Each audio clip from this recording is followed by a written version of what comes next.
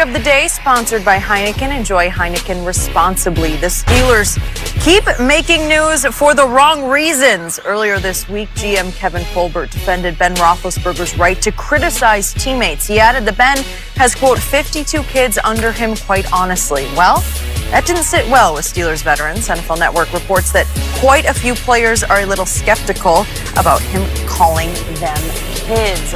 Rob, did you have a problem with those comments? A major problem. And Skip, condescending, excuse me, talking down to grown men, and this whole idea that, I get it, Big Ben's your quarterback. If you wanted to make that point, he's won you a couple Super Bowls. He's the quarterback, the leader of the team. I'm buying into all that. But the notion that he's the man in the room and the other 52 players are kids, and especially the condescending tone about it, is also one of those things you got to be really careful with, just racially. When you have a league that's 70% black and you're basically telling everybody, follow the big white quarterback, he's the guy. And I'm going to say this. What did Antonio say last week? He said Ben operates with an owner mentality, right, which could exactly smack of what you're saying. Which also fits in with what Colbert said. And I think this would rub a lot of people the wrong way. You have grown men in that locker room with wives and kids and families and whatnot, and to say that they're kids compared to them. And then this is the other thing. If you're going to use Ben as the example, make sure he's without fault and he's not. Is Ben Roethlisberger the best guy to be the leader and example, especially when you talk about some of the off-the-field stuff that's going on? Example, no, but leader, I can argue. But go ahead. But I'm saying when you have I that, got it. Yeah. if you, I said this on the radio yesterday.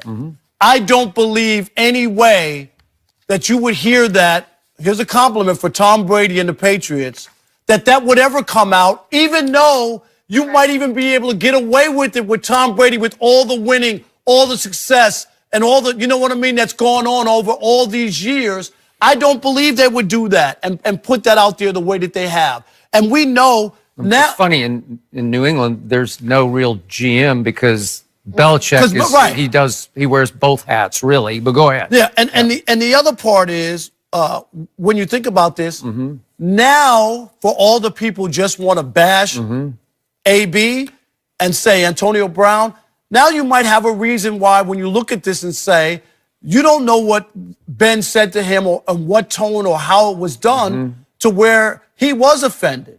And I know people say, well, you should just look past it and play football and be a man and all that other stuff. But now there's a little peek into the Steelers and how they operate.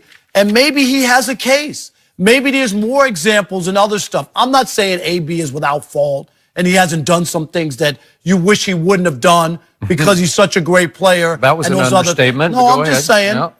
But I do think that Kevin Colbert had, if they're not going to be a playoff team, Skip, because they're going to lose Le'Veon Bell and Antonio Brown, they might have a hard time putting together a team after these comments and after the way the players might feel about Ben and where he's viewed as far as management. So I do have a big problem with it, and I think players have a right to push back.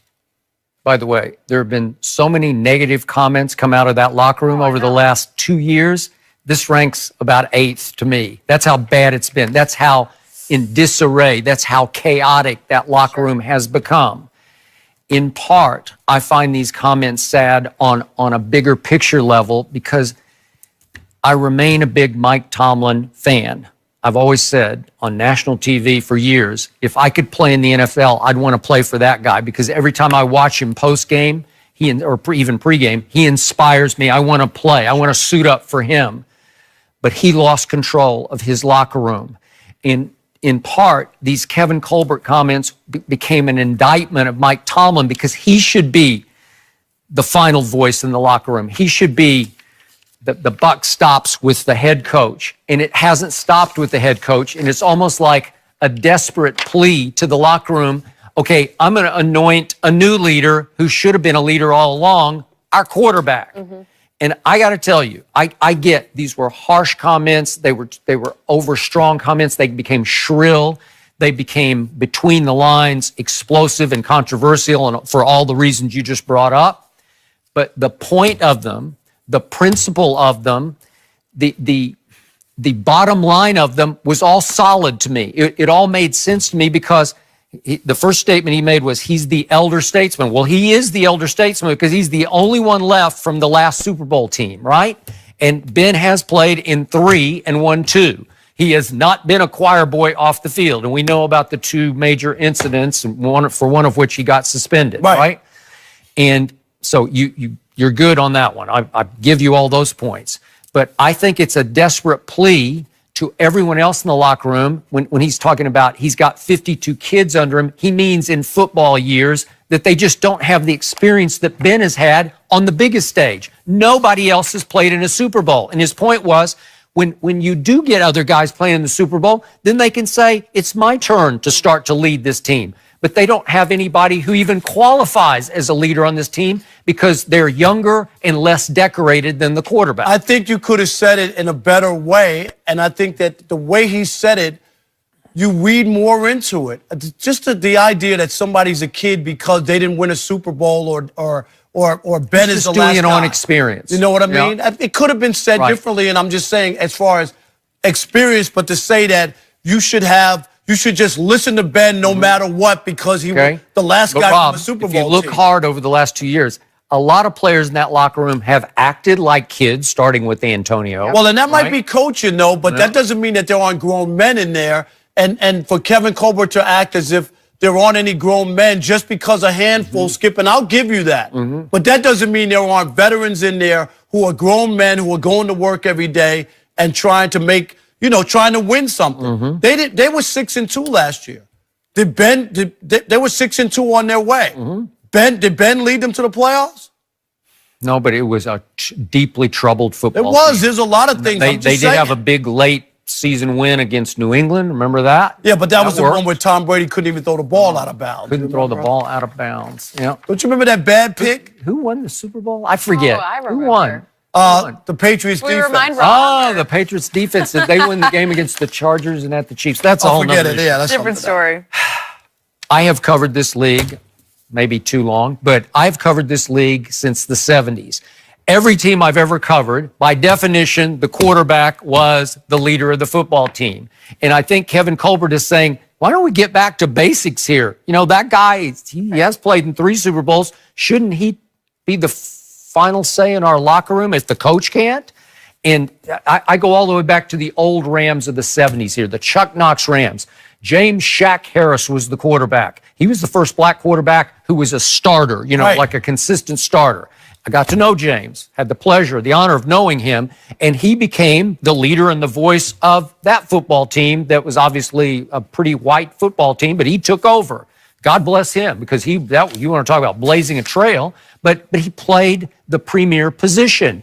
Then Cowboys, Roger Staubach. You don't think he was the final say in that locker room? And then Troy Aikman, and I can just go on and on to all the teams that I've covered. No, I understand when you talk about that position, but I just think the tone of those comments, they rub me the wrong way, and I'm not surprised that other veterans weren't rubbed the wrong way. That people should blindly lead Ben Roethlisberger no matter what, and just accept what he says and the criticism that he gives out because he last played in the Super Bowl. I don't know if that's the case. How long ago was that Super Bowl? You always talk about Aaron Rodgers. How long ago was that? So does that expire? Does he get that for life if he hasn't been to a Super Bowl in 10 years or 8 years or whatever it's been? Well, all I know, he did play in 3 of them, and he won 2 of them, and you can't say that for anybody else in that locker room. I get it. And this team is in desperate mode right now because I still think it's much more talented than you're giving it credit for.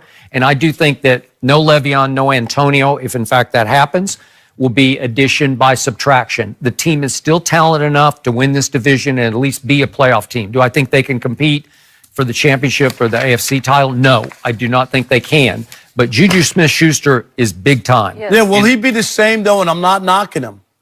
Will he be the same without AB on the field? Is what I'm asking you, Skip. Will they play differently? Love Juju. I love James Washington at Oklahoma State, and he was just a rookie last year, and he took a public beating occasionally from Roethlisberger, who criticized him pretty heavily. I think he'll rise and shine, and you'll start saying, wow, he can run by So people. nobody can criticize Roethlisberger in his play or when he does bad stuff. Because according to Colbert, just Roethlisberger is the voice. But again, by definition, that's been the unwritten rule in this league for years. Nobody criticizes the quarterback because it's the hardest position to play in sports. It's the leadership position. So, yeah, if you take shots at the quarterback, your job's probably in jeopardy. I feel like you add this to the list of the problems surrounding this organization. I mean, how much have we talked about them all year? I mean, they have been in the news more than anyone else. All or almost all negative. Everything's like always it's been controversial. negative, always. All right. Well, we're going to go back to the fact that the Lakers did get the win last night, but was it actually the fact that the Rockets got robbed by the refs? Matt Barnes and apparently the Rockets walked out of Staples with their hands up.